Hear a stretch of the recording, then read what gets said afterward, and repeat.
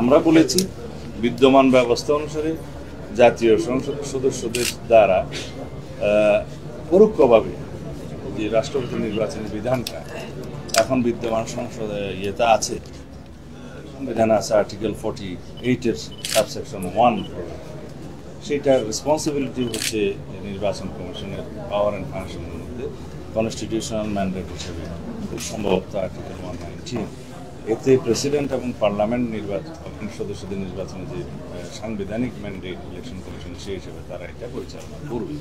আমাদের প্রস্তাব এখানে আছে, কিন্তু আমরা চিন্তা করেছি যদি দ্বিপক্ষ বিশিষ্ট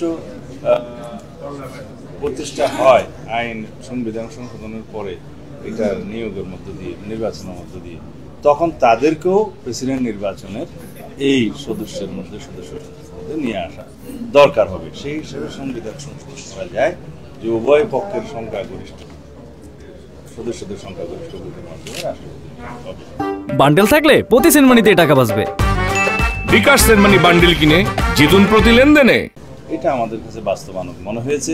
আর বেসিক ডেমোক্রেসি স্টাইলে যেটা আওয়ামী লীগের সময় জেলা পরিষদের নির্বাচন হয়েছে, চেয়ারম্যান সহ ইলেকট্রাল কলেজের সদস্য করা হয়েছে, সেটা কি পরিমাণে কিভাবে সেই ইলেকশন সিস্টেম দূষিত হয়েছে আপনারা দেখেছেন। তা আমরা মনে করি আমাদের পলিটিক্যাল কালচার, আমাদের যে নির্বাচনী হিস্ট্রি, আমাদের যে চর্চা গণতান্ত্রিক, এইগুলো বিবেচনায় নিলে সেই বেসিক ডেমোক্রেসি স্টাইলের যদি আমরা ইলেকট্রাল কলেজ করি, সেটা মনে হয় ওই হিস্ট্রি আবার রিপিটেড হবে। সেই জায়গায় আমরা খুব বেশি ফলাফল পাবো বলে মনে হয় না, এবং সেটা আমাদের এক্সপেরিমেন্ট করার মুহূর্তে আমাদের দরকার নেই।